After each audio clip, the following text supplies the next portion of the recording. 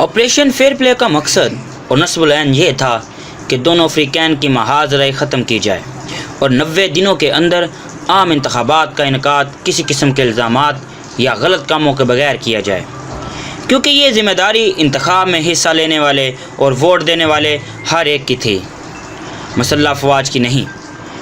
News week, BBC اور UPI کو interviews دینے کے بعد یہ رپورٹ کیا گیا کہ جنرل ضیاء الحق نے کہا تھا کہ میں نے بطور وزیر اعظم پوری منصفانہ کوشش کی تھی کہ حزب اختلاف کے ساتھ معاہدہ ہو جائے، اور حقیقت یہ ہے کہ مسٹر بھٹو جس حد تک رضامند ہو گئے تھے اس سے زیادہ کسی سیاستدان سے رضامندی ممکن نہیں تھی۔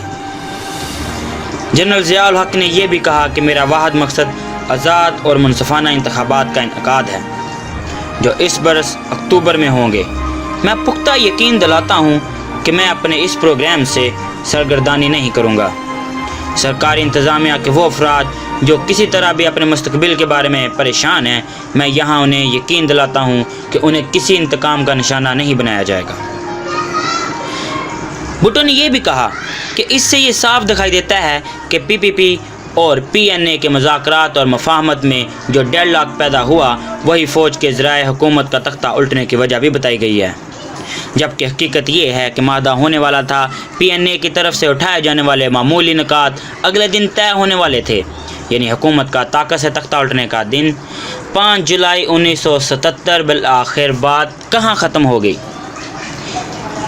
بات یہاں ختم کی گئی کہ PPP پر جو الزام لگایا گیا اس نے تاخیری حربے اختیار کیے، جبکہ سچائی یہ ہے کہ وہ 2 ماہ سے کم عرصے ہی حکومت نے انتہائی الجھے ہوئے مسائل کو طے کر لیا، جس میں نئے انتخابات کرانے کے لیے نئی مشینری کا اہتمام، نظر بندوں کی رہائی اور دوسرے اہم انتظامی مسائل۔ پالیسی سے متعلق سوالات میں آئینی امور بھی شامل تھے۔ یہ مسائل chief of the army staff کی طرف سے بلوچستان اور ٹیپ ٹرائل کے بارے میں رضامندی کے باوجود حل کیے گئے۔ اس کے برعکس اس واضح تضاد کو دیکھیے کہ 1 برس سے زائد عرصہ گزر چکا ہے اور PNA ابھی تک چیف مارشل لاء کے موجودہ سیٹ اپ میں شرکت کے لیے رضامند نہیں ہوئی۔ جوں وقت گزرتا گیا، غیر قانونی طور پر اقتدار پر قبضے کے لیے نئے جواز دریافت کیے جانے لگے، جن میں مین کچھ یوں ہیں: خانہ جنگی کا خطرہ، اسلامی قوانین کا نفاذ، معیشت کی بحالی اور مثبت نتائج کی یقین دہانی ضروری۔ لیکن آخر اب کیوں؟ میں ایک بار پھر یہ بات دہراؤں گا کہ آخر اب کیوں؟ 25 یا 24 جولائی 1978 کو یہ دستاویزات کیوں جاری کی گئیں؟ یہی مواد تو جنوری 1978 کے اوائل میں بھی شائع کیا جا سکتا تھا۔ اس وقت مواد زیادہ برمحل اور مستند سمجھا جاتا، لیکن بعد میں اس وقت کیوں؟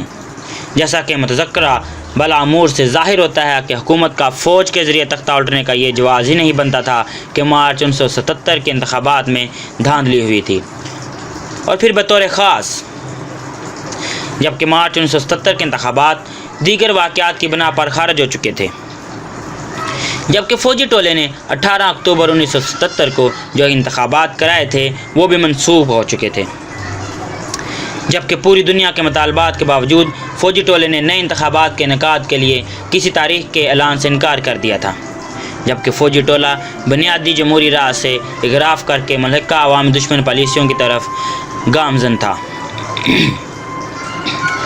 جبکہ فوجی ٹولہ انتخابات کی صرف یہ اہمیت دیتا ہے کہ اس کے ذریعے مثبت نتائج حاصل کیے جا سکتے ہیں۔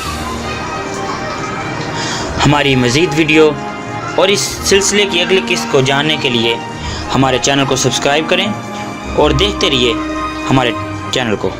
اللہ حافظ۔